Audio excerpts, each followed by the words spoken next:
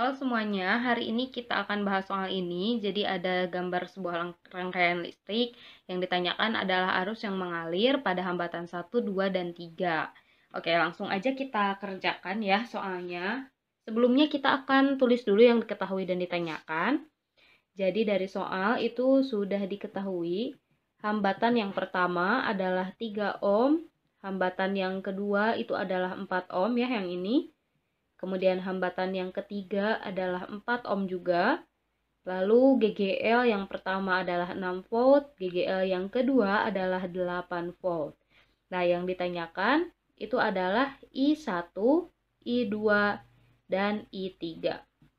Kemudian, untuk mengerjakan soal ini, kita akan gunakan rumus dari hukum Kirchhoff, yang mana hukum 1 Kirchhoff itu mengatakan total arus yang masuk, jadi bisa kita tulis menjadi sigma I masuk, itu akan sama dengan sigma I yang keluar. Kemudian berdasarkan hukum 2 Kirchhoff-nya, rumusnya adalah sigma GGL ditambah dengan sigma IR sama dengan 0. Jadi ini adalah dua persamaan yang akan kita gunakan untuk menyelesaikan soal ini.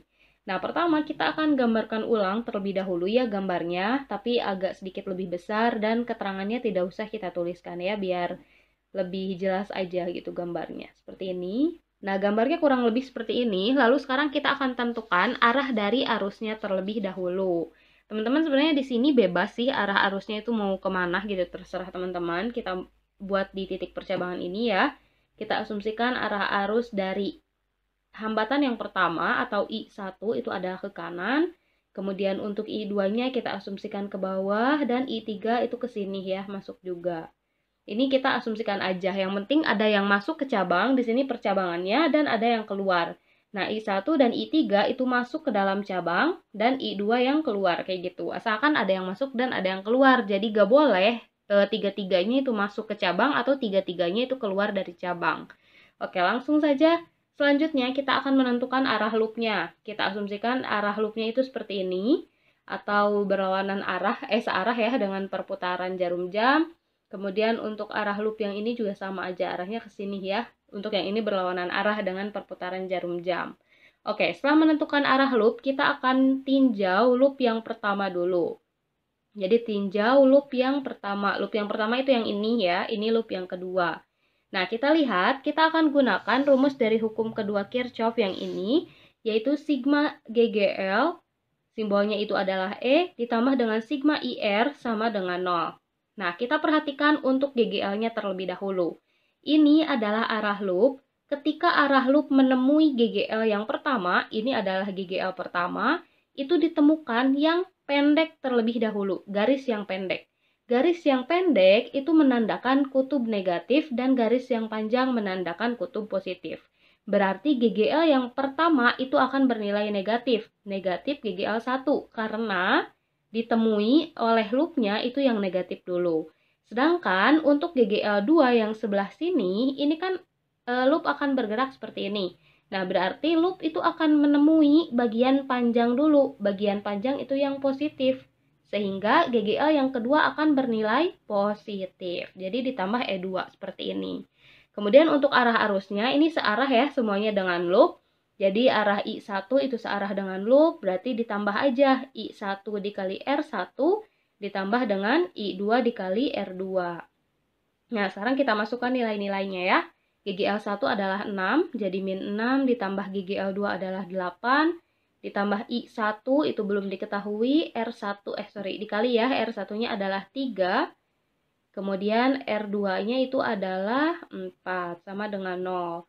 Nah, min 6 ditambah dengan 8, atau 8 dikurangi dengan 6, hasilnya adalah 2, ditambah 3I1, ini bisa kita tulis kayak gini, ditambah dengan 4I2, sama dengan 0. Nah, sekarang di sini kita bisa pindah ruaskan aja, 2 dan 4I2 ke ruas sebelah kanan, jadi yang 3I1 kita biarkan di ruas kiri sendirian.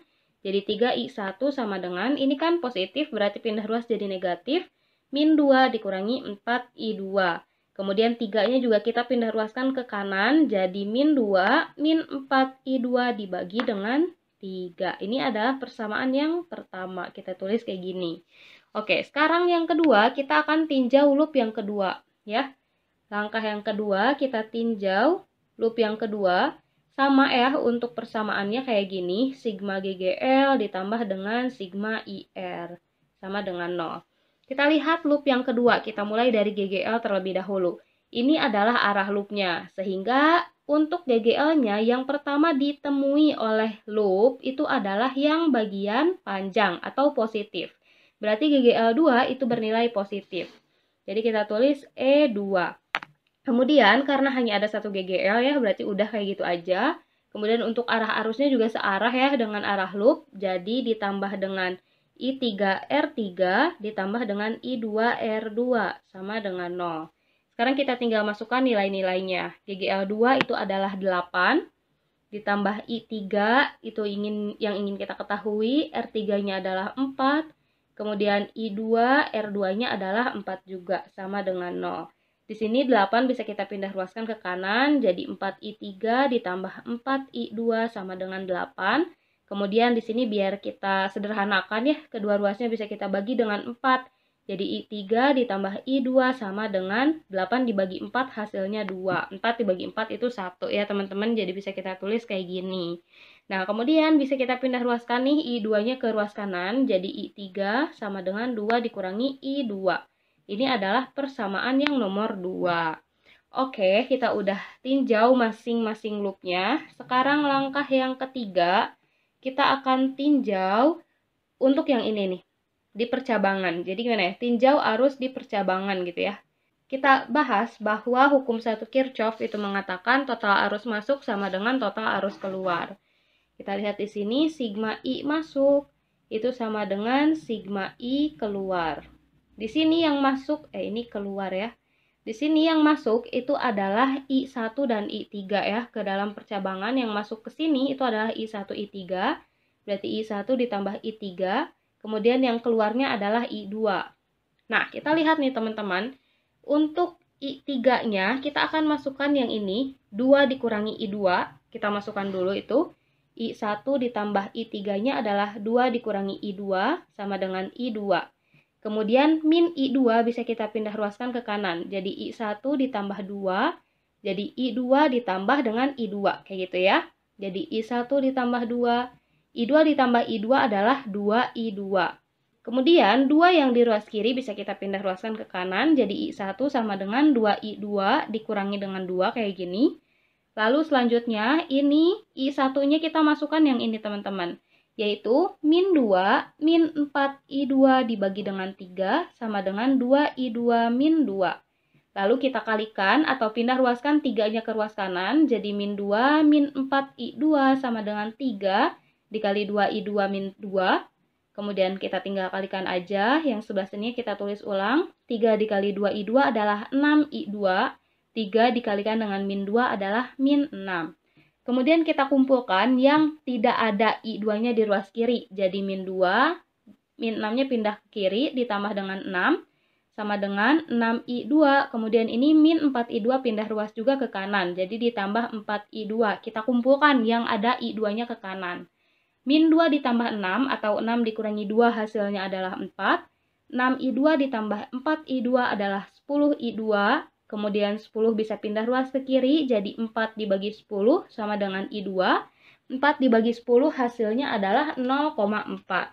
Jadi I2 atau arus yang mengalir pada hambatan yang kedua adalah 0,4 ampere. Nah, yang ini ya, selesai. Nah, kemudian kita udah tahu berapa besar I2-nya ya, udah tahu ini. Sekarang kita akan cari I3-nya dulu deh ya, yang ini. I3 itu adalah, berarti ini langkah yang keempat. Mencari I3. I3 itu adalah 2 dikurangi I2 berdasarkan yang kita hitung tadi. I3 sama dengan 2 dikurangi I2. Nah, I2-nya itu adalah 0,4. Berarti 2 dikurangi 0,4, yang mana 2 dikurangi 0,4 hasilnya adalah 1,6. Jadi I3 arus yang mengalir pada hambatan 3 adalah 1,6 ampere. Untuk I1 kita akan gunakan persamaan ini yang udah kita dapatin tadi juga, yaitu I1 sama dengan min 2 dikurangi 4I2 dibagi dengan 3. Kita masukkan nilai-nilainya. Min 2 dikurangi 4 dikali I2-nya adalah 0,4 ya, seperti yang udah kita hitung. dibagi dengan 3. Kita masukkan nilai-nilainya, min 2 dikurangi dengan 4 dikali 0,4, hasilnya adalah 1,6 dibagi dengan 3. I1 sama dengan min 2 dikurangi dengan 1,6, hasilnya min 3,6. Min 3,6 dibagi dengan 3, hasilnya adalah min 1,2 ampere. Nah, lalu apa nih? Kenapa bisa tandanya negatif? Sebenarnya bisa kita tulis aja sebagai positif, teman-teman. Nanti aku jelasin apa tandanya negatif dan positif. Nah, tanda negatif di sini itu menunjukkan sebenarnya. Tadi kan kita cuma asal-asalan aja ya, bukan asal-asalan. Tadi kan kita cuma asumsikan aja bahwa arah dari arus I1 itu ke kanan, ke I3 itu ke kiri, kemudian I2 itu ke bawah. Nah, tadi I2 itu positif nilainya, sehingga arah arus ini sudah sesuai dengan arah arus yang benar gitu. Arah arus yang kita asumsikan tadi ini udah benar. Untuk I3 juga sama, ini karena nilainya positif, berarti arah arusnya udah benar. Sedangkan untuk I1, karena arahnya itu negatif, karena nilainya negatif, berarti arah I1 itu sebenarnya adalah ke sebelah kiri kayak gini, harusnya gitu. Tapi tadi kita asumsikan ke sebelah kanan. Jadi, untuk arah arus, kalau misalnya nanti kalian dapetin yang negatif, berarti arahnya aja yang berlawanan, kayak gitu ya. Bukan berarti perhitungannya yang salah. Jadi bisa kita tarik kesimpulan bahwa besar I2 itu adalah 0,4 ampere, I3 adalah 1,6 ampere, dan I1 1,2 ampere. Makasih banyak udah mau menonton, semoga videonya bisa membantu.